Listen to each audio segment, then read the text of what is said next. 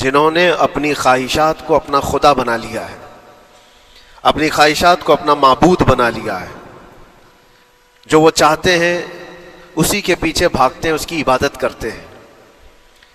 اور اللہ تعالیٰ فرماتا ہے اے نبی کیا آپ ایسوں کی سفارش کریں گے اور ایسوں کے آپ وکیل بنیں گے جو اپنے خواہشات کے پجاری ہیں؟ اور اللہ فرماتا ہے ان میں سے تو اکثر ایسے ہیں کہ انہیں عقل نہیں ہے، وہ جانوروں سے بھی بدتر ہے، جو اپنے خواہشات کے پیچھے بھاگ رہے ہیں۔ شیخ اعظم سیدنا محی الدین ابن عربی رحمۃ اللہ تعالی علیہ، ان کی کئی چیزیں لوگوں میں ایسی بھی مشہور تھی کہ شیخ محی الدین ابن عربی ایسے ایسے الفاظ بول جاتے ہیں جو شریعت میں ہوتے نہیں ہیں۔ بہت سارے مسائل ان کے ہیں، لیکن ایک بار شیخ محی الدین ابن عربی بیٹھے ہوئے تھے، کرسی پر ہے، سامنے مریدین بھی ہیں، بہت سارے ملنے والے لوگ بھی آئے ہوئے ہیں۔ اسی اثنا میں انہوں نے ایک جملہ ایسا کہا، واقعی اگر آپ کے سامنے بھی ایسی بات آئے تو آپ بپھر جائیں گے۔ شیخ محی الدین ابن عربی کہتے ہیں اے لوگوں جو تم سب یہاں میرے پاس بیٹھے ہو، تمہارا خدا میرے پاؤں کے نیچے ہوتا ہے، تمہارا خدا میرے قدموں کے نیچے ہوتا ہے۔ سب ظاہر سی بات ہے جیسے ایسا جملہ سنا تو اٹھ کر کے لوگ بھاگنا شروع ہو گئے کہ آدمی کافر ہو گیا۔ شیخ اعظم ہیں یہ حضرت محی الدین ابن عربی، جن کی بہت ساری کتابیں ہیں، تصوف میں آپ کا ایک بہت بڑا باب ہے۔ لوگ اٹھ کر کے ادھر سے ادھر چلنے لگ گئے کہ ایسے ایسے جملے بول رہے ہیں، یہ محی الدین ابن عربی کو ہو کیا گیا، خدا پیروں کے نیچے ہوگا، کفریہ جملہ ہے۔ سب تو چلے گئے، دو باقی رہ گئے جو مخصوص مریدین میں سے تھے۔ انہوں نے کہا کہ حضور جو جملے سنے ہم کو بھی کانوں پر یہ وزن لگ رہے ہیں، لیکن کیوں کہا آپ نے ایسا؟ اس کا کچھ معنی ہے؟ آپ جیسے عظیم المرتبت بزرگ سے ایسا جملہ کیسے ممکن ہے؟ انہوں نے فرمایا کہ ان سب کو بھی تو یہ پوچھنا چاہیے تھا میرے بولنے کا مطلب کیا ہے، فوراً بدگمانی کیا اور بھاگ گئے۔ تم دو باقی رہ گئے، میں بتاتا ہوں کہ میں نے یہ جملہ کیوں کہا تھا۔ تو کرسی پر بیٹھے تھے اور چٹائی نیچے بچھی ہوئی تھی یا قالین بچھی ہوئی تھی جس پر لوگ بیٹھے ہوئے تھے۔ آپ نے اپنے ان دو مریدین سے کہا یہ چٹائی اٹھاؤ۔ چٹائی اٹھائی تو دیکھا وہاں پر سونے کے چاندی کے سب سکے رکھے ہوئے تھے جو شیخ محی الدین ابن عربی کے پیروں کے نیچے تھے۔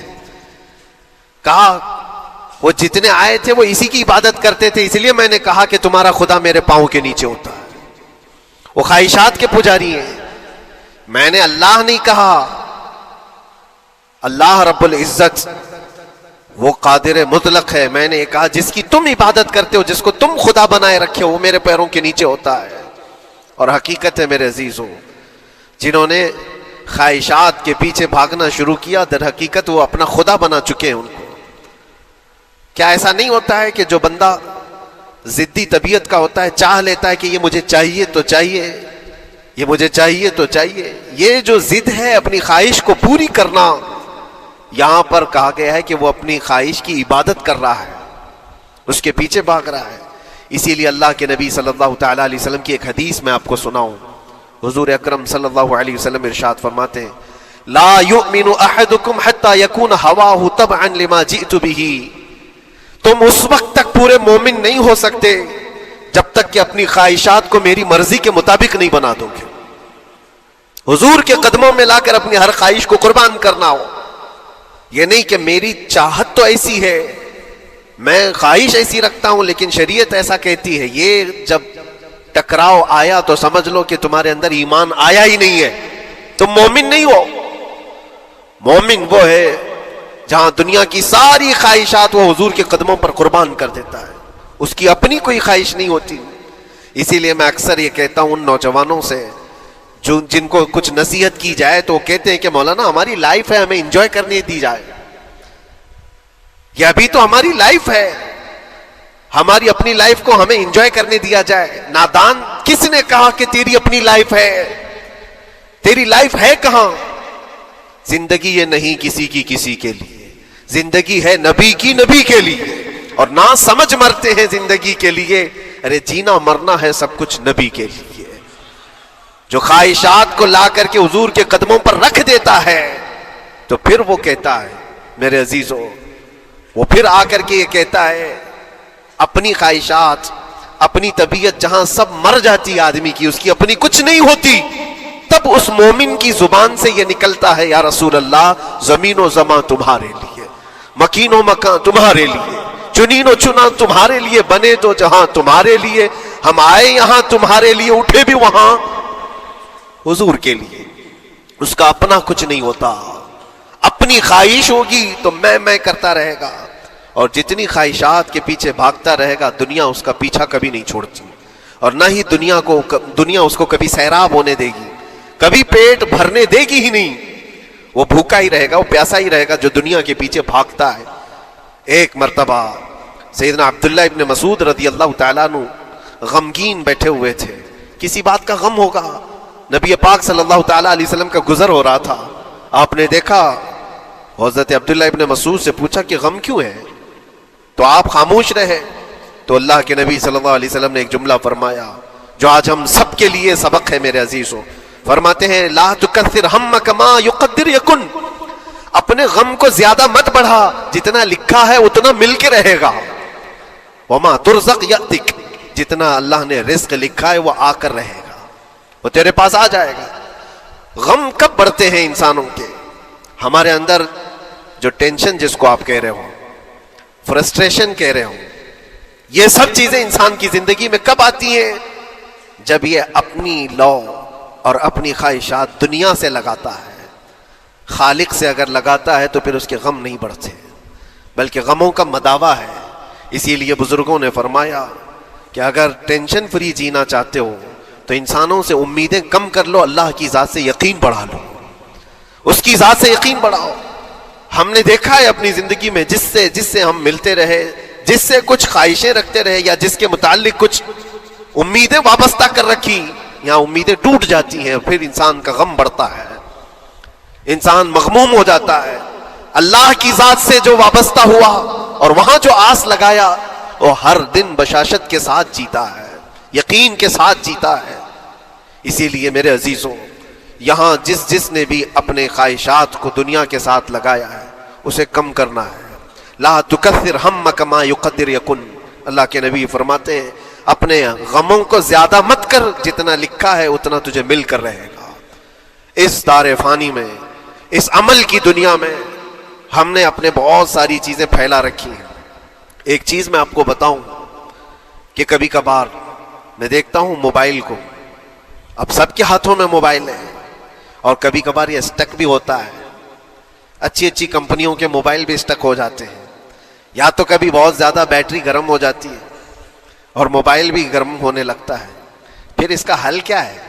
ایکسپرٹ سے پوچھتے ہیں موبائل کبھی ہینگ ہو رہا ہے یا کبھی بہت بیٹری گرم ہو رہی ہے، اس کے ریزن کیا ہے؟ تو وہ ایکسپرٹ یہی بتاتے ہیں کہ اس کے اوپر اوور لوڈ ہو سکتا ہے، بہت زیادہ اس میں ڈیٹا جمع ہو چکا ہے اور پھر بیک گراؤنڈ میں ایکٹیو ہے بہت زیادہ، جس کی وجہ سے بیٹری ہارمفل ہے، بہت زیادہ گرم ہو جاتی ہے، یا تو پھر ایک ساتھ کئی چیزیں اس کے اندر ڈال دی جاتی ہیں تو اس کا پروسیس کم ہو جاتا ہے، اسٹک ہو جاتی ہے۔ یہ تو موبائل ہے جو تمہیں سکھا رہا ہے۔ یہی چیز ہے دنیا کے ہمارے اس لائف میں، ہماری زندگی میں بہت زیادہ چیزیں اگر دماغ میں آ جاتی ہیں تو پھر دماغ گرم بھی ہو جاتا ہے اور اسٹک بھی ہوتا ہے، ہر چیز سوچنے سے بھی عاری ہو جاتا ہے، صحیح طریقے کے فیصلے نہیں لے پاتا۔ اچھا نقصان کیا ہے اس کا؟ سیم ہم نے موبائل ایکسپرٹ سے بھی پوچھا، جب موبائل بہت زیادہ گرم ہونے لگے یا اسٹک ہونے لگے تو اس کو کیا کرنا چاہیے؟ تو ایکسپرٹس بتاتے ہیں کہ اس کے ریڈیشن بہت زیادہ ہوتے ہیں اس وقت، اور یہ نقصان پہنچا سکتا ہے۔ جو استعمال کر رہا ہے اس کے دماغ پر بھی اثر کرے گا، آس پاس کے لوگوں پر بھی اثر کرے گا۔ ایک موبائل کے اوپر اگر زیادہ لوڈ آ جائے تو اس کے ریڈیشن آس پاس سب کو خراب کرتے ہیں۔ یہی حال انسان کی زندگی کا ہے۔ تمہارے دماغ کے اوپر اگر غم زیادہ بیٹھ گئے اور بہت زیادہ دماغ حاوی ہو گیا تو خود کا تو نقصان کرو گی ہی، آس پاس جتنے ہیں سب کا نقصان کرو گے۔ تمہاری وجہ سے تمہارے ماں باپ بھی پریشان، تمہاری اولاد، تمہارے بیوی بچے، سب اس پہ حال، ان سب چیزوں میں ملوث ہو جاتے ہیں۔ اب اس کا علاج کیا ہے؟ کہا گیا موبائل کو آف کر دو، ڈیٹا کم کر دو، اس کے اندر سے کچھ چیزیں ڈیلیٹ کر دو، پھر یہ اپنے نارمل حالت میں آ جائے گا. سیم آپ کے لیے بھی ہے. دماغ میں دنیا کے بہت سارے فطور بھرے ہو تو تھوڑی چیزیں ڈیلیٹ کر دو, تھوڑے دنوں کے لیے اپنی اس ایکٹیو لائف کو روک دو اور آ جاؤ اللہ کی بارگاہ میں اور آنکھ بند کر کے اس کی طرف لو لگاؤ, اس لیے کہ ہماری بیٹری جو چارج ہوگی وہ خالق کائنات سے ہی ہوگی. بنانے والا ہی بہتر جانتا ہے اس کی زندگی کس چیز سے چلتی ہے. اور اسی لیے کہا ہے, امام غزالی رحمۃ اللہ تعالی علیہ فرماتے ہیں, جو بندہ اللہ کے ذکر سے کئی دن تک غافل ہوتا ہے تو مردہ لاش ہے جو چل رہا ہے, بازاروں میں جو چل پھر رہا ہے, ذکر الہی نہیں کرتا تو اس کی روح ختم ہونے کے قریب آئی ہے, یہ زندہ لاش ہے. یہاں زمانے ہو گئے, مہینوں بیت گئے, برسوں ہو جاتے ہیں, کتنے دن ایسے ہیں آپ نے اللہ کے ذکر کے لیے الگ سے وقت نکالا ہو؟ کہاں ہے وقت؟ نماز بھی ایسے پڑھ کر کے بھاگ جاتے ہیں جیسے لگتا ہے کہ کوئی چیز ہمارے اوپر سوار تھی, جلدی سے ہٹا دی اور بھاگ گیا. نہیں میرے عزیزوں, ہماری روح جب بیمار ہوتی ہے, ہماری روح کو جب بھوک لگتی ہے تو اللہ کے ذکر سے اس کا علاج بھی ہوتا ہے اور اس کو رزق بھی ملتا ہے.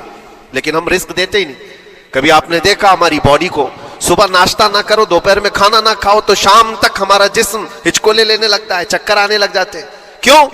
جسم 2 وقت کے کھانے کو چھوڑنا برداشت نہیں کر پاتا, کمزوری آ جاتی ہے. جسم کو بھوک لگتی ہے, ہمیں کھانا دینا اسے ضروری ہے. اسی طرح اللہ نے ہماری جو روح بنایا ہے, روح کو بھی رزق کی ضرورت ہے. اور روح کا رزق کیا ہے؟ روح کا کھانا پینا کیا ہے؟ کاجو بادام میوے پستے کھا کر کے روح کو طاقتور نہیں بنا سکتے. فرمایا گیا روح کی غذا اللہ کا ذکر ہے.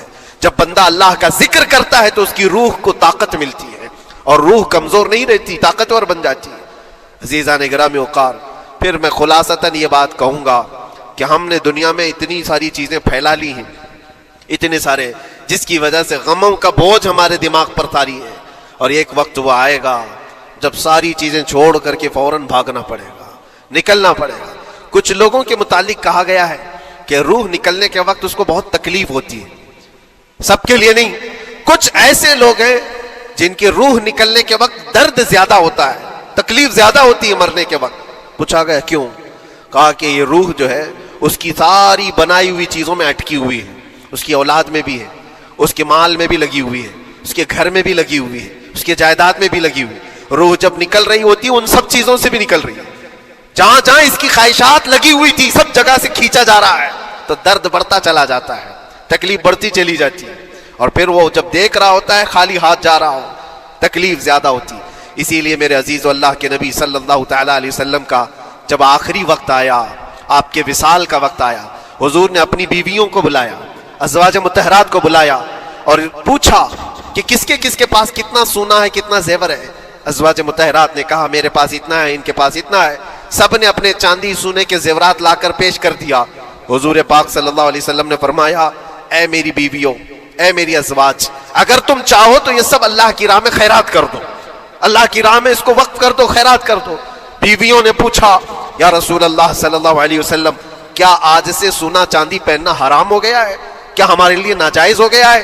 نبی پاک صلی اللہ علیہ وسلم نے فرمایا نہیں, زینت تو تمہارے ہی لیے ہے, سونا اور چاندی تمہارے لیے ہے, حرام نہیں ہے, ناجائز نہیں ہے. لیکن میں دیکھ رہا ہوں میری زندگی کا آخری وقت آ گیا, میں رب ذوالجلال کی بارگاہ میں جانے والا ہوں. میں یہ چاہتا ہوں کہ اس حال میں دنیا سے جاؤں کہ میرے گھر میں سونا چاندی کا کوئی ٹکڑا پڑا ہوا نہ ہو اور اللہ کی بارگاہ میں فقیر اٹھایا جاؤ. یہ نبی پاک صلی اللہ تعالی علیہ وسلم کی خواہش ہے کہ میں اللہ کی بارگاہ میں اس حال میں جاؤں کہ میرے گھر میں کوئی چیز رکھی ہوئی نہ ہو, سونا اور چاندی, مال و دولت. کیونکہ میرے عزیزو اسی سے اندازہ کرو انسان اپنی خواہشات میں اتنا گھر جاتا ہے کہ اس سے نکلنا اس کے لیے مشکل ہوتا ہے.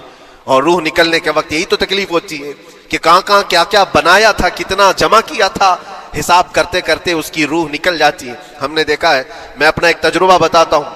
عمرہ سے ہم واپس آ رہے تھے, 40 لوگوں کا قافلہ تھا. ایئرپورٹ پر پہنچے, بہت تاخیر ہو چکی تھی اور فلائٹ کا وقت بہت کم رہ گیا تھا. اور حاجی لوگ ماشاءاللہ جاتے ہیں تو خوب بھر بھر کر کے سامان بھی لیتے ہیں, کیا کیا سامان تھے سب کے پاس. اور ہمارا بار بار جانا آنا ہوتا ہے, میں کبھی کوئی زیادہ چیزیں رکھتا نہیں. ہم تو آگے نکلے, گروپ پورا تھا اور سارے لوگ سامان لے کر کھڑے تھے. وقت گزرتا گیا, فلائٹ جہاں چیک ان ہو رہا تھا سامان, انہوں نے کہا کہ 25 کلو سے زیادہ کا الاؤڈ نہیں ہے، اور یہاں 40 کلو لے کر بیٹھے ہوئے تھے. میرا تو تھوڑا سا لے لے، تیرا تو تھوڑا سا لے لے، ایک دوسرے کو پیش کر رہے ہیں. 3-4 لوگوں نے تو مجھے پکڑایا کہ آپ کے پاس سامان کم ہے مفتی صاحب، آپ تھوڑا سا ہمارا لے لو. جس کا لے سکتے تھے لے لیا. پھر اس کے بعد 1 گھنٹے سے کم ٹائم بچا تھا، انہوں نے کاؤنٹر کلوز کر دیا. میں نے دیکھا 20 سے 25 حاجی ایسے ہیں جن کا سامان بکھرا ہوا ہے، اور کیا لے جا سکتے ہیں ہاتھ میں، وہ بھی 7 کلو 8 کلو اتنا ہی تھا. ان کی خواہشات میں دیکھ رہا تھا. کوئی مسلح اٹھاتا ہے، کوئی کھجور اٹھاتا ہے، کوئی کہتا ہے نہیں میرے بچوں کے لیے کھلونے لیا تھا اس کو لے لیتا ہوں. وہ لے لو تو مسلح چھوڑنا پڑتا ہے، یہ لے لو تو کھجور چھوڑنا پڑ جاتا ہے. کسی نہ کسی طرح سے وہ لوگ آخری وقت 2-4 چیزیں لے کر کے نکل رہے تھے، اور بکھرا ہوا پورا سامان ایئرپورٹ پر ایسی ہی موجود تھا. 1-2 کلو نہیں، کتنے کلو کا سامان چھوڑ کر کے یوں ہی آنا پڑا. یا تو پھر فلائٹ کے سفر پہ جاؤ یا سامان میں لگے رہو، 2 ہی آپشن تھے. اور کون وہ چھوٹے سامان کے لیے اپنا سفر ملتوی کرتا. واپس آئے، حسرت بھری نگاہوں سے دیکھتے رہے اپنے سامان کو. اور پھر اندر آ کر جب بیٹھے، میرے ذہن میں یہ بات گونجنے لگی، یہی حالت ہوتی ہوگی جب انسان دنیا سے جا رہا ہوتا ہے، جب یہاں سے رخصتی کا وقت آتا ہے اور ملک الموت سر پر آ کر کھڑا ہو جاتا ہے. روح نکلنے کے لیے بھی تھوڑا سا وقت باقی ہے، بس منٹوں میں بھی نہیں رہ گیا. جب اس کو نظر آتا ہے، اب یہ سوچتا ہے اتنی نمازیں باقی رہ گئی، اتنی زکوٰۃ بھی رہ گئی، حج بھی تھا، اور بھی کچھ چیزیں کسی کے دینے کے باقی تھے، قرضے بھی تھے. کس چیز کی نصیحت کروں، کس چیز کی وصیت کروں؟ فلاں جگہ ایک گھر خرید کر کے اس کے ڈاکیومنٹ تو وہاں رکھا تھا، بیٹے کو بھی نہیں بتایا، بیٹی کو بھی نہیں بتایا، پتہ نہیں کس کے ہاتھ لگ جائے گا. یہ خواہشات گھومتی رہتی ہیں، وہ کسی کو بتا بھی نہیں پاتا. ادھر ملک الموت روح نکال کر نکل پڑتی. یہ انسان کی شارٹ لائف ہے، مختصر سی زندگی ہے جہاں یہ خواہشات دھری کی دھری رہ جاتی ہیں. اسی لیے شیخ سعدی نے بہت اچھی بات فرمائی. ایک بادشاہ نے اعلان کیا تھا اپنے وزیروں میں سے ایک کو، اس سے بہت خوش ہوا اور کہا جا آج تجھے میں اتنی جائیداد دوں گا، اتنی زمین، اتنی پراپرٹی دوں گا، جتنا تو اپنے ہاتھ میں ایک لکڑی لے کر گھیر دے گا، جتنی زمین تو گھیرے گا اتنی تیرے نام لکھ دوں گا. لیکن اس کے لیے ایک شرط ہے، صبح یہ لکڑی لے کر تو راؤنڈ مارنا اور اتنا گول سرکل بنانا سورج ڈوبنے سے پہلے تک، جتنی زمین گھیر لے گا وہ پوری تیرے نام پر. اس نے سوچا کہ اتنی بڑی زمین میں گھیر سکتا ہوں ایک پورے دن. میاں ممبئی والے اچھی طرح جانتے ہیں 4x4 کی جگہ مل جائے تو یہاں کتنی بڑی غنیمت ہوتی. اور اس بندے کو بادشاہ نے کہا لکڑی ہاتھ میں لے لے اور لکیر کھینچ، شام ہونے سے پہلے جتنا کرے گا پورا تیرے نام پر. وہ نکلا، اور جب لکیر کھینچتے جب چلنے لگا، پیچھے مڑ کے دیکھتا تھا بہت لمبی ہو گئی ہے، اتنی زمین میرے نام پر ہونے والی ہے. 2 پہر ہو گئی، وہ واپس آنا نہیں چاہ رہا ہے. واپس آ کر کے سرکل پہ ختم تو کرنا ہے جہاں سے شروع کیا تھا. سوچتا اور تھوڑا کرتے کرتے وہ اثر ہو گئی اس کی. اب اس کو لگا کہ واپس پلٹنا چاہیے. کئی کلومیٹر ہو گئے تھے، اتنے کلومیٹر کی زمین اب وہ اپنے نام پر کروانے والا تھا. لیکن جب واپس پلٹنے کا وقت آیا، سانس پھولنے لگ گئی، کیونکہ صبح سے چل رہا ہے، کھایا بھی نہیں ہے، پیا بھی نہیں ہے. جس چیز کو جمع کرنے کے لیے دوڑتا رہا، اب سورج پیلا پڑ گیا، ڈوبنا کے وقت قریب آنے لگا تو اب بھاگنا شروع کیا. بادشاہ اور اس کے وزیر انتظار کر رہے تھے کہ یہ لوٹے گا بھی. اب دیکھا بڑی دور سے یہ دوڑتا آ رہا ہے اپنی لکڑی کو لکیر زمین پر کھینچتے ہوئے کہ جلد سے جلد اپنے اس پوائنٹ پر پہنچ جاؤں جہاں سے شروع کیا تھا. سانس پھولنے لگ گئی، دوڑتے ہانپنے لگ گیا. سورج ڈوبنے کے قریب آ گیا، آخری کرنیں باقی تھی اور اس کا پوائنٹ بھی قریب آ گیا تھا. دوڑتے کسی طرح سورج غروب ہونے سے پہلے پہنچ گیا وہاں پر، لیکن کثرت سے بھاگنے کی وجہ سے ٹھوکر کھا کر کے گر گیا اور اپنے اس پوائنٹ پر لکڑی لا کر کے جمع کر دیا. بہت بڑا سرکل، بہت بڑی لکیر کھینچا تھا، لیکن ایسا گرا کہ دوبارہ اٹھ نہیں سکا. جب سپاہی اٹھانے کو آئے تو اس کی موت ہو چکی تھی، اس کی روح نکل چکی تھی. اتنا دوڑا تھا اس کی روح نکل گئی. بادشاہ نے کہا اس نے صبح سے لے کر شام تک اپنے نام جائیداد کرنے کے لیے اتنی دوڑ لگائی، بہت لمبی لکیر کھینچا، اتنی بڑی پراپرٹیز کے نام پر ہوتی، لیکن عقل مند دانشور تھا بادشاہ. اس نے کہا جہاں یہ گرا ہے وہیں اس کو دفن کرو. اور اس کے بعد اس کی قبر پر لکھا گیا تھا کہ اس کو ضرورت اتنے 2 گز زمین کی تھی، دوڑتا کتنا لمبا رہا، صبح سے شام تک اتنی لمبی لکیر کھینچ لیا، لیکن سونے کے لیے اس کو جو جگہ چاہیے تھی وہ بس اتنی ہی سی تھی. وہ 6 فٹ کی جگہ عزیزان گرامی یہ ایک زندگی کے کسی کا حادثہ ہو سکتا ہے، لیکن میں نے دیکھا ہے کہ تقریباً سب کی لائف میں یہی ہے. ہم اپنی خواہشات کے پیچھے اتنی تیز دوڑتے رہتے ہیں، لیکن جس چیز کی ہمیں ضرورت ہے اس کی طرف ایک بار بھی نظر نہیں کرتے. کون سی چیز ہے جس کی ہمیں ضرورت ہے؟ وہ ہمیشہ کی زندگی آخرت کے لیے جو چیز چاہیے وہ اللہ کا ذکر ہے، اور رب ذوالجلال کی ذات پر یقین اور توکل ہے. آج اللہ نے صحت و سلامتی کے ساتھ زندگی دی ہے تو وقت نکالو اور بارگاہ رب العزت میں آ جاؤ. میرے عزیزوں، آخری بات عرض کرتا ہوں، خواہشات جہاں ختم ہونی چاہیے وہ کیسی ہے؟ اللہ کے نبی صلی اللہ تعالی علیہ وسلم مجلس میں بیٹھے، ایک صحابی کا مسئلہ ایسا تھا کہ وہ صبح جلدی دوڑ کر کے چلے جاتے تھے. صحابہ نے ان کی شکایت کی کہ یہ فجر میں اتنی جلدی چلے جاتے ہیں کہ کسی سے ملتے ہی نہیں. حضور نے پوچھا کہ وجہ کیا ہے؟ ان سے پوچھا گیا تو انہوں نے کہا یا رسول اللہ صلی اللہ علیہ وسلم، میرا گھر ایک یہودی کے گھر سے لگا ہوا ہے، اور یہودی کے گھر پہ ایک کھجور کا درخت ہے جس کی شاخیں میری آنگن میں بھی آتی ہیں، اور پکی کھجوریں صبح صبح میرے آنگن میں گر جاتی ہیں. میں اس لیے جلدی دوڑ کر کے جاتا ہوں، میرے بچے اٹھنے سے پہلے وہ کھجوریں جمع کر کے میں اس یہودی کو دے دوں کہ کہیں انجانے میں میرا کوئی بچہ وہ کھجور کھا نہ لے. ہمارے لیے وہ حلال نہیں ہے. یہ صحابی رسول کا عمل تھا. اللہ کے نبی صلی اللہ علیہ وسلم نے فرمایا اپنے بچوں کو حلال کھلانے کے لیے اتنی فکر. عزیزان گرامی وقار، آپ سنیے، یہ تو حالات ایسے ہو گئے یہاں بڑے بڑے درخت ہی نگل گئے، کھجور تو چھوڑے، ڈکار بھی نہیں. حرام چیزوں کے اوپر تو کئی لوگوں کی زندگی آباد. خیر، حضور پاک صلی اللہ علیہ وسلم نے ان کا مسئلہ دیکھ کر کے، ان کی تکلیف کو دیکھ کر کے اپنے صحابہ میں اعلان کیا، کوئی ہے جو اس یہودی کا درخت خرید کر کے میرے اس صحابی کو دے دے، میں اسے جنت میں پورا باغیچہ عطا کروں، جنت میں پورا باغ اسے عطا کروں.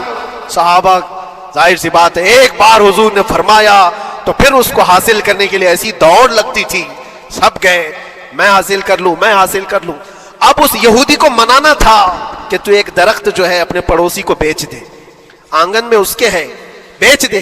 اب اس کو لگا کہ ان لوگوں کی ضرورت ہے، مجبوری ہے، تو وہ بھی اکڑ کر بیٹھا کہ مجھے بیچنا نہیں، مجھے دینا نہیں. اب سنیے میرے عزیزوں، مدینے میں ایک صحابی ہیں ابو دحداح.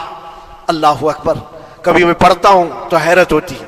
ابو دحداح مدینے کے اس صحابی کا نام ہے جن کا باغیچہ پورے مدینے میں سب سے مشہور ہے. ان کی کھجوریں سب سے مہنگی کھجوریں. اوالیہ مدینہ آج بھی مشہور ہے، جہاں کی اجوا کھجوریں بہت پسند کی جاتی ہیں. ابو دحداح کا باغیچہ بنا ہوا تھا، بڑا خوبصورت تھا. لوگ مثال دیتے تھے، تعریفیں کیا کرتے تھے، ابو دحداح کا باغیچہ مدینے میں سب سے قیمتی باغیچہ ہے. ابو دحداح حضور کی بارگاہ میں آتے ہیں، کہتے یا رسول اللہ صلی اللہ علیہ وسلم، اگر میں اس ایک درخت کو خرید کر کے وقف کر دوں تو کیا میرے آقا مجھے بھی ملے گا جنت میں؟ اللہ کے نبی نے فرمایا جو میں نے وعدہ کیا ہے وہ تجھے بھی عطا کیا جائے گا. ابو دحداح کہتے ہیں اس یہودی کے پاس سیدھے آتے، کہا کہ تو ایک درخت بیچ دے گا، بدلے میں تجھے بہت اچھی قیمت دیتا ہوں. اس نے کہا کیا دو گے؟ کہا مدینے میں ابو دحداح کا باغیچہ تمہیں پتا ہے؟ اس نے کہا ہاں جانتا ہوں، نام بہت سنا ہوا ہے. کہا وہ پورا باغیچہ اس ایک درخت کے بدلے دے دیا جائے گا، ایک درخت کے بدلے دے دیا جائے گا. اس یہودی نے کہا کیا مذاق کر رہے ہو؟ یہ کیا مذاق ہے؟ میرے آنگن میں اگے ہوئے ایک درخت کی وجہ سے ابو دحداح کا اتنا قیمتی باغیچہ دے دیا جائے گا، یہ کیسے پاسبل ہے؟ اس صحابی نے کہا اللہ کے نبی کی بات ہے، ہم مذاق نہیں کرتے. ہمارے لیے وہ ایک باغیچہ کیا، ایسے 70 باغیچے ہوں نبی پاک کی بات پر ہم سب عطا کرتے، سب ہم وقف کر دیں. اس یہودی نے کہا کہ ان کی تو مت ماری گئی ہے مسلمانوں کی، یہ دیکھو اپنے نبی کی بات پر اتنا قیمتی باغیچہ مجھے دینے کو تیار ہے. اور پھر اس نے سوچا سودا بھی تو اچھا ہی ہے، باغیچہ تو ملے گا ہی، لیکن جو میں درخت بیچ رہا ہوں یہ جائے گا کہاں؟ یہ بھی تو میرے آنگن میں ہی رہنے والا ہے. درخت اگر کوئی خرید لیا تو ایسا تو نہیں ہے کہ یہ درخت وہاں جائے گا، یہ تو میرے آنگن میں ہی ہے. سودا کر لیا. کہا بات اگر سچی ہے تو میں یہ درخت اپنے پڑوسی کو جو تمہارا دوست ہے مسلمان اس کو دے رہا ہوں، بدلے میں مجھے ایک باغیچہ دے دو. ابو دحداح نے اسی وقت لکھ کر کے دے دی، یہ باغیچہ تیرے نام کا ہے. سوچو میرے عزیزوں، جس کو سینچا ہو محنتوں سے، جس باغیچے کو سجایا ہو، وہ راستے میں کھڑے ہو کر کے اس کا سودا کر رہے ہیں. کس بات پر؟ حضور پاک کی بات تھی، رسول اللہ کا فرمان تھا. آئے, ان کی بیوی ان کے بچے بغیچے میں ہی گھر بنا ہوا تھا, نہایت ٹھنڈا گھر ہوا کرتا تھا, وہ لوگ سکون کے لیے وہاں بیٹھتے تھے. ابو دہدا اپنے بغیچے کے دروازے پر آئے, پھاٹک پر, اندر نہیں آتے, باہر کھڑے ہو کر کے اپنی بیوی کو پکارتے. ام دہدا پوچھتی ہے, وہ آواز آتی ہے, کیا ہوا, اندر کیوں نہیں آتے؟ باہر کھڑے ہو کر ابو دہدا کہتے ہیں, بیگم باہر آ جا, یہ بغیچہ بک چکا ہے, اب ہمارا نہیں ہے, سامان لے, بچے لے اور باہر آ جا. بیوی نے کہا, یہ کیسے اچانک؟ نہ کچھ کہا نہ کچھ بتایا. لیکن وہ عورتیں دنیا دار عورتیں نہیں تھی. وہیں سے اندر سے کہتی ہے, ابو دہدا میرا تم پر یقین ہے, اگر سودا کیا ہوگا تو بہت بھاری سودا کیا ہوگا, ورنہ ابو دہدا کا بغیچہ مدینے میں بیچے جانے کے قابل نہیں ہے. کون ہے جو اس کی قیمت لگائے گا؟ میرا گمان یہ ہے کہ میرا شوہر اگر سودا کیا ہوگا تو بہت اونچا سودا کیا ہوگا. ابو دہدا نے کہا, میری رفیق حیات باہر تو آ جا, میں تجھے بتاؤں کون سا سودا کیا ہے, باہر آ جا. بچوں کو لیتی, اپنا سامان سمیٹتی ہے اور اسی وقت بغیچہ چھوڑ کر کے باہر نکل آئی. ابو دہدا سے پوچھتی ہے, یہ اچانک سودا کرنے کی کیا ضرورت پیش آئی؟ یہ اس طرح سے اچانک تم نے سودا کر لیا اور مجھے باہر بلایا, کیا سودا کیا, کتنے پہ بیچا؟ ابو دہدا نے کہا, میرے ہاتھ میں پیسہ تو 1 روپیہ نہیں, 1 درہم نہیں ہے. کہا پھر کتنے میں بیچا؟ کہا اندازہ بھی نہیں کر سکتی. اللہ کے نبی نے فرمایا, میرے اس صحابی کے لیے جو ایک درخت خرید کر کے دے دے, اسے میں جنت کا باغیچہ عطا کروں گا. میں نے اپنے دوست مسلم بھائی کے لیے اس کا درخت خرید کر کے وقف کیا ہے اور بدلے میں اس یہودی کو یہ باغیچہ دے دیا ہے. بیوی وہ نہیں تھی جو یہ کہتی کہ مت ماری گئی ہے تیری, گھر بیچ کے آ گیا, فلاں کر کے آ گیا. وہ دنیا دار عورت نہیں تھی, ہاتھ اٹھاتی ہے اور سر پر رکھتی ہے اور کہتی ہے, ابو دہدا مجھے تمہارے بارے میں یہی یقین تھا, قسم رب ذوالجلال کی, اگر وہ یہودی اس باغیچے پر نہیں مانتا تو ہمارے پاس اور جو کچھ تھا سب دے کر کے ہم نبی پاک کی بات پر عمل کر لیتے. حضور کی بات تھی, وہ یقین تھا, دنیا دے دیا, خواہشات قربان کر دیا قدم مصطفیٰ پر. اسی لیے اقبال نے کہا ہے کہ جو کچھ بھی ہمارے پاس ہے وہ نام مصطفیٰ سے ہے. آبروئے ماز نام مصطفیٰ, ہم سب کی عزت و آبرو مصطفیٰ کے نام سے ہے. وہاں اپنی خواہشات قربان کر دو, ختم کر دو, اپنے اندر کی جتنی چیزیں ہیں حضور نے فرمایا, تو اس کے بعد اپنی طبیعت نہیں, اپنی خواہش نہیں. تم اپنے گھر پر سوچتے بیٹھے رہو گے کہ میرا گھر کیسے, میری بیوی کیا بول رہی ہے, میرا باپ کیا بول رہا ہے, میری ماں کیا بول رہی ہے. نہیں, وہ صحابہ کی زندگی یہ تھی, دنیا کیا بول رہی ہے اس سے ہمیں مطلب نہیں, میرے مصطفیٰ کیا فرما رہے ہیں. اپنی خواہشات وہاں پر. حضرت انس بن نزیر ایک صحابی ہیں, وہ حضور صلی اللہ تعالیٰ علیہ وسلم کے بڑے رازدار صحابی تھے. حضور ان کے گھر پر موجود ہے. مکہ سے ایک لیٹر آیا, جنگوں کی وہ لوگ تیاری کر رہے تھے, اور انس بن نزیر کون ہے؟ یہ ان کی بیوی جو تھی انس بن نزیر کی, اپنی بیوی سے بہت محبت کرتے تھے, بلکہ عشق کرتے تھے, عشق کرتے تھے اپنی بیوی سے, اور عشق میں ان کی شادی بھی ہے, اپنی بیوی کو بہت چاہتے تھے. اب سنو, مصطفیٰ کریم صلی اللہ علیہ وسلم انس بن نزیر کے گھر پر ہے. مکہ سے ایک قاصد آیا اور رازدارانہ طور پر ایک خط دیا, کہا مکہ والے جنگوں کی تیاری کر رہے. حضور نے خط کو پڑھوایا اور انس بن نزیر سے کہا, انس یہ بات تیرے اور میرے بیچ میں راز ہے, کسی سے نہیں کہنا, جب تک میں نہ کہوں اس خط کا ذکر کسی سے نہ کرنا. انس بن نزیر نے کہا, اے اللہ کے نبی آپ کا حکم, اس کے بعد میری زبان نہیں کھلے گی. خط کو بند کر دیا, رکھ لیا. حضور جب تشریف لے گئے گھر سے, ان کی بیوی, ان کی محبوبہ, ان کی رفیق حیات جس کو بہت زیادہ چاہتے تھے, آئی. کہا انس, رسول اللہ گھر پر آئے تھے, کچھ راز کی بات چل رہی تھی, کیا بات چل رہی تھی؟ انس بن نزیر نے کہا, دیکھ میری بیگم, محبت اپنی جگہ پر, وہ میرے مصطفیٰ کا راز, وہ میں نہیں شیئر کر سکتا, وہ نہیں بتا سکتا. بیوی ہنس کر کہتی, تم نہیں بتاؤ تو کوئی بات نہیں, میں نے تو دیوار کے پیچھے سے سن لیا ہے, مکہ والے جنگوں کی تیاری کر رہے ہیں, خط آ گیا ہے.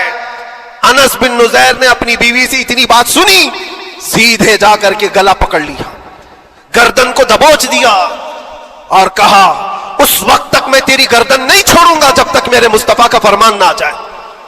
گردن پکڑ لیا اس عورت کی جس کو سب سے زیادہ یہ چاہتے تھے, لے آئے حضور کے پاس. کہا, یا رسول اللہ معاف کر دیں, آپ کا راز تھا, میں نے تو نہیں بتایا, مگر میری بیوی نے دیوار کے پیچھے سے سن لیا, اور اس لیے میں اس کی گردن پکڑ کر کے لایا ہوں کہ کہیں میں مجرم نہ بن جاؤں. नबी पाक का राज इफ्शा करने वाला मैं मुजरिम न बन जाऊं। आका अगर आप हुक्म फरमाएं तो मैं इसको खत्म कर दूं या इसको तलाक देकर के आजाद कर दूं, आपके फरमान पर मैं कामिल अमल कर सकूं। अल्लाह के नबी ने फरमाया, अनस छोड़ दे गर्दन, जिस तरह तू हमारे राज की हिफाजत करता है, ये मेरी सहाबिया है, ये भी मेरे राज की हिफाजत करेगी। उसके बाद हाथ छोड़ दिया और अपनी बीवी से कहा कि देख, मेरी मोहब्बत मेरा इश्क अपनी जगह पर, बात जब मुस्तफा की आएगी पूरी कायनात को मैं छोड़ दूंगा, मेरे मुस्तफा की बात को अमल करूंगा। और उस बीवी ने भी यही कहा, अनस अगर तू मुझे राज बता देता हुजूर का, इश्क में डूब करके, मोहब्बत में डूब करके, तो जो गला तूने मेरा पकड़ा, कल मैं तेरा गला पकड़कर हुजूर के पास लाती कि हुजूर ये आपकी गुलामी के काबिल नहीं है। ये उनका कमाल दर्जे का ईमान था, अपनी ख्वाहिशात को कुर्बान कर दिया। एक मदीने की खातून ऐसी है, सबसे ज्यादा हसीन और जमील लड़की है, हुजूर के पास एक हबशी काले रंग के साहबी है, आए कहा या रसूल अल्लाह मुझसे कोई शादी नहीं करता। हुजूर ने फरमाया कि जा, मैं तेरी शादी के लिए एक जगह पर पैगाम भेजता हूं। और भेजा उस लड़की के घर, अंसारी साहबी की एक लड़की इतनी खूबसूरत है मदीने में, उनके घर भेजा। ये तो हबशी किस्म के थे। ये एक पैगाम लेकर के जब आए, माँ बाप बाहर बैठे हुए, लड़की अंदर है। माँ बाप ने देखा, क्यों आए हो? कहा मैं पैगाम लेकर आए। किस चीज का? आपकी बेटी से निकाह का। किसने भेजा? कहा अल्लाह के रसूल ने। माँ और बाप है, शक्ल और सूरत देखी और उनकी हसीना बेटी। कहा ठीक है, तुम जाओ वापस, हम हुजूर से बात कर लेंगे। इतना ही कहा, टाल दिया होगा। वो साहबी जो आए थे काले रंग के, उन्होंने कहा ये तो रोज की बात थी, हर जगह रिजेक्ट होता ही था, मेरे लिए ताज्जुब की बात नहीं थी, मैं तो वापस आया हुजूर के पास। हुआ घर में क्या, अंदर जवान लड़की जो घर में मौजूद थी बाहर आई। कहा माँ बाप से पूछती है कि अम्मा कौन आया था? कहा एक नौजवान निकाह का पैगाम लेकर के। उस खातून ने कहा, लड़की ने कहा, आपने क्या कहा? कहा हम बाद में बात कर लेंगे। कहा आपको अंदाजा नहीं आपने कितनी बड़ी खता की है, अल्लाह के नबी का फरमान आया था और आपने टाल दिया। मैं तैयार हूं उसके साथ निकाह करने के लिए, नबी पाक का हुक्म है। माँ बाप ने कहा बेटा तूने देखा है, बेटा तूने देखा जो पैगाम लेकर के आया था वो तेरी मैचिंग का है या नहीं, तूने देखा? उस नौजवान ने कहा, उस लड़की ने कहा, मैंने पैगाम लेकर आने वाले को तो नहीं देखा, आमिना के लाल को तो देखा है, जिसने पैगाम भेजा उसको देखा है। उसके हुक्म के बाद फिर किसी को देखना बनता ही नहीं है। वो दोनों माँ बाप दौड़ते हुए हुजूर के पास आए और वो साहबी अभी बता ही रहे थे कि मैं रिजेक्ट होकर के आया हूं, तभी माँ बाप भी दौड़ करके आए। कहा या रसूल अल्लाह खता हो गई, हमने ताखीर की आपके हुक्म में, अल्लाह के नबी हम राजी हैं, अपनी बेटी का निकाह इन्हीं के साथ करेंगे जिनका पैगाम आपने भेजा है। क्या अपनी ख्वाहिशात को हुजूर के कदमों में लाकर कुर्बान नहीं किया? लेकिन निकाह हुआ भी। वो नौजवान अब्दुल्ला अस्वद, निकाह का हुजूर ने निकाह करवा दिया मस्जिद नबी, और हजरत उस्मान से कहा कि इनको कुछ पैसा दे दो, माल दे दो, शादी का सामान तो खरीद ले, जहेज ले ले, अपना घर सजा ले। उनको साहबा ने पैसे दिए, गरीब थे, मैं बाजार में जाकर अपनी शादी का सामान खरीद रहे थे। शाम के वक्त ऐलान हो गया, मुशरिकीन मक्का ने मदीने पर हमला किया है, अल्लाह के नबी जिहाद में निकल रहे हैं। ये अब्दुल्ला अस्वद जिनका निकाह मस्जिद में हुआ और रात को सुहाग रात आज थी, आज अपने घर दुल्हन लाने वाले थे, जो घर सजाने के लिए सामान खरीदना था जाकर के घोड़ा खरीद रहे, तलवार खरीद रहे, और उसके बाद जंग में इस्तेमाल होने वाला सामान खरीद रहे। सब पैसे खर्चा कर दिए जंग के इस्तेमाल के, जीरा खरीद ली, वो टोपी खरीद ली लोहे की, सब खरीद करके सीधे मैदान जंग में आ गए। साहबा भी पहचान नहीं रहे थे, साहबा भी नहीं पहचान रहे थे, वो गरीब साहबी कभी घोड़े पर नहीं बैठे, लेकिन शादी का पूरा पैसा ये जंग के सामान में लगा दिया। और जब जंग शुरू हुई ओहद की, मैदान जंग में जब साहबा लड़ रहे थे, हुजूर पाक पूछते अपने साहबा से, ये एक जवान है जो पूरा चेहरा ढका हुआ है, घोड़े पर बैठा है, जवां मर्दी के साथ लड़ रहा है, ऐ मेरे साहबा जानते हो कौन है ये? साहबा गौर से देखते और कहते या रसूल अल्लाह ये मदीने का नहीं लगता, हमारे आपस का नहीं है, कहीं बाहर से आया है। हुजूर ने फरमाया जाके गौर से देखो, उसकी काली काली कोहनियों से मैं पहचान रहा हूं, वो मेरा अब्दुल्ला अस्वद है। आज मैंने उसको शादी के लिए पैसे दिए थे, वो सारे पैसों से ये जंग का सामान खरीद करके लाया है। शाम होने से पहले खबर आई अब्दुल्ला अस्वद को जालिमों ने शहीद कर दिया था, कत्ल कर दिया था, और वो मिट्टी में गिरे हुए थे। हुजूर खुद चल करके आए, عبداللہ اسود کے پاس آ کر کے بیٹھتے ہیں اور سر اٹھا کر کے اپنی گود میں رکھتے ہیں، چہرے سے دھول کو صاف کرتے ہیں اور پھر فرماتے ہیں اللہ کے کچھ بندے ایسے ہیں جو اللہ سے کیا ہوا وعدہ پورا کر کے دکھاتے ہیں، ساری دنیا ایک طرف، فرمان مصطفیٰ ایک طرف۔ میرے عزیزوں، یہ خواہشات کی قربانیاں ہیں جب جا کر کے ایمان تکمیل پاتا ہے۔ بس اخیر میں اتنا کہوں گا، ہمارا ایمان صرف اتنا ہونا ہے، انہیں جانا انہیں مانا، نہ رکھا غیر سے کام، للہ الحمد میں دنیا سے مسلمان گیا۔ اٹھو، قوت عشق سے ہر پست کو بالا کر دو، دہر میں نام محمد سے اجالا کر دو۔